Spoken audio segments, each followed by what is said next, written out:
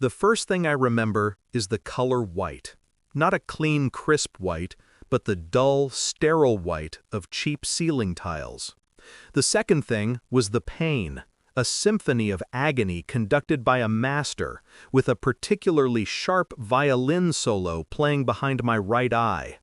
I tried to speak, but my throat was a desert, and all that came out was a dry rasp. A woman in a faded blue uniform appeared in my peripheral vision. "Easy now," she said, her voice soft. "You've been through a lot, a lot."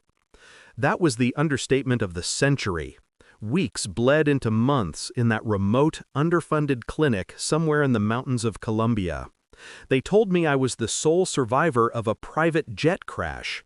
My face was a roadmap of surgical scars, my memories a shattered mirror. For a long time, I was just John Doe. But slowly, flashes returned. A sprawling glass-walled mansion overlooking the Pacific, the feel of a custom-tailored suit, the scent of my wife Sarah's perfume, Lily of the Valley.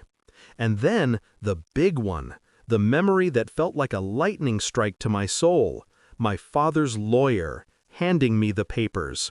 I, Alexander Vance, was now the sole heir to a tech empire and a personal fortune of $329 million. The final memory to return was the one that mattered most, the crash. A sudden violent shudder, a high-pitched whine from the engine, the look of sheer panic on the pilot's face, then blackness. The official report, as the clinic's doctor read to me from a crumpled newspaper, said I was presumed dead, lost in the unforgiving jungle. My entire recovery was fueled by one thought: Sarah, my beautiful, loving Sarah. I imagined her grief, her loneliness. The thought of her smile, of her relief when I finally returned, was the only medicine that truly worked. After 6 months of grueling physical therapy, looking like a phantom version of my former self, I finally made my way back to the United States. I had no ID, no money beyond a few $100s the clinic staff had pooled for me. I looked like a vagrant, not the CEO of a multi-billion-dollar corporation. When I finally stood before the towering gates of my own estate, my heart hammered against my ribs. It was lit up like a Christmas tree, music spilling out into the manicured gardens. A party? Strange. I slipped through a service entrance I knew was always left unlocked for the gardeners. I crept through the familiar halls, my home now feeling alien and hostile. I peered through the French doors into the grand ballroom. And then I saw her, Sarah. She was radiant, wearing a shimmering silver dress that I'd bought her in Milan. She was laughing, a sound that used to be my favorite music. But she wasn't alone. She was holding hands with a man, his arm possessively around her waist. As I watched, paralyzed with a confusion that quickly curdled into horror, he leaned in and kissed her. It wasn't a peck, it was a deep, familiar kiss that sent a spear of ice through my chest. Behind them, a large banner was strung across the marble fireplace. "Congratulations, Sarah and Mark!" My world, which I had just painstakingly pieced back together, shattered into a million irreparable pieces. 6 months. I'd been dead for 6 months, and my grieving widow had already remarried and was throwing a party in my house, funded by my money. The grief I expected to feel was instantly incinerated by a white-hot rage.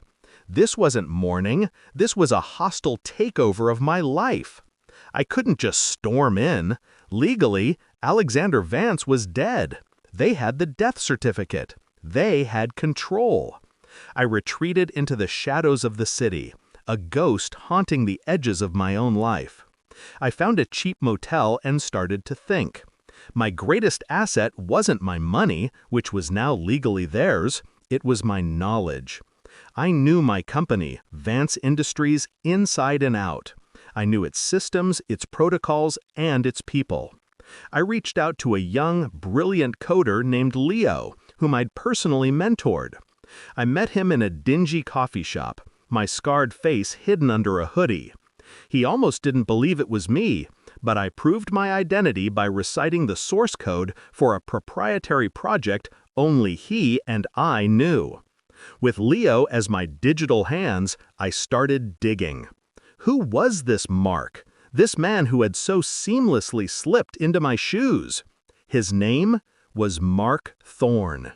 And the moment I saw his file, the blood in my veins turned to ice.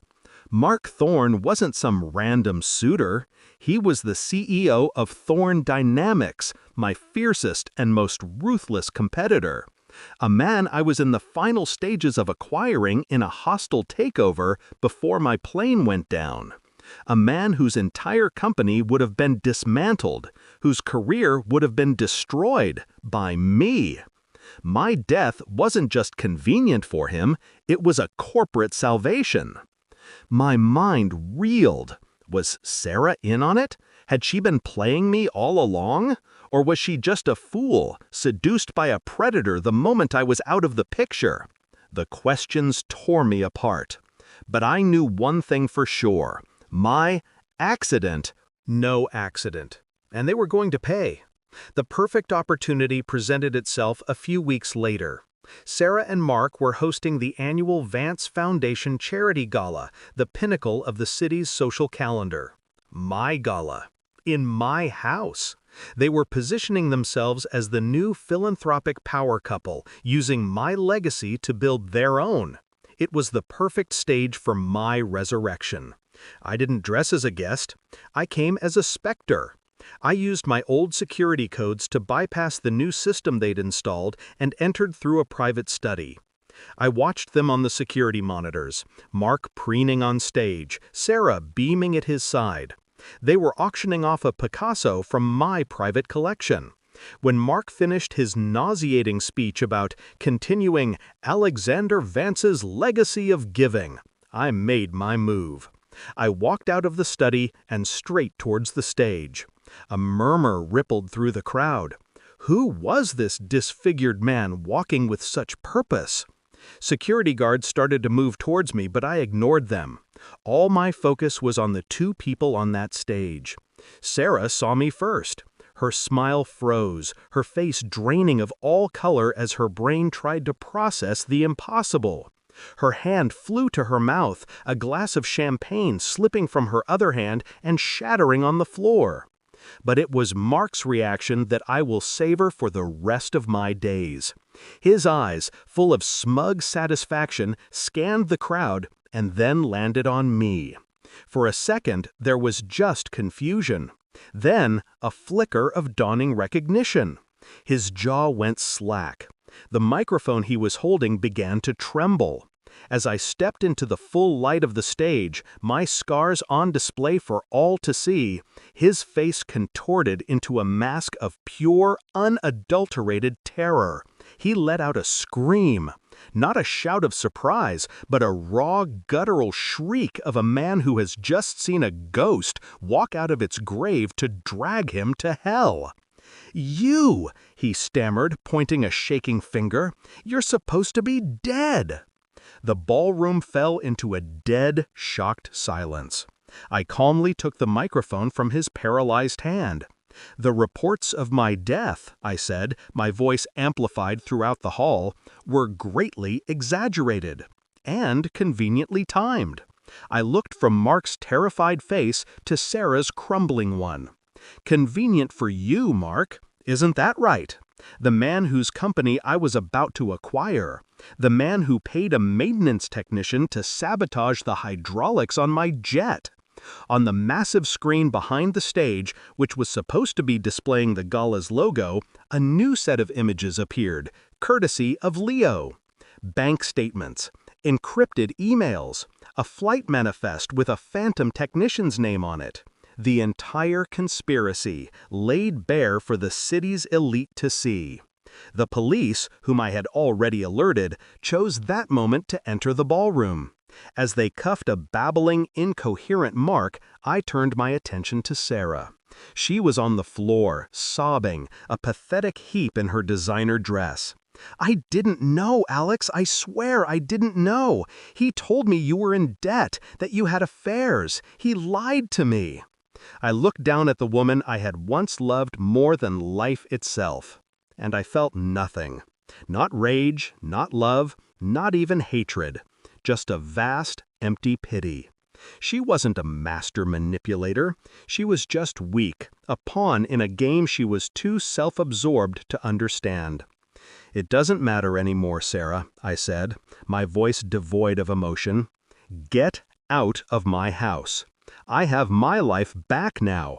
My company is stronger than ever. The money is mine. But every morning when I look in the mirror, I see the scars. They are a permanent reminder that some things, once broken, can never be truly fixed. I survived a plane crash. I survived my own murder. But I'm not sure if the man I was survived the betrayal. I am Alexander Vance, the CEO who came back from the dead. And I am utterly and completely alone."